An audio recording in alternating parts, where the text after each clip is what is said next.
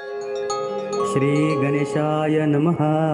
ॐ ऐं श्रीं शक्तयै नमः।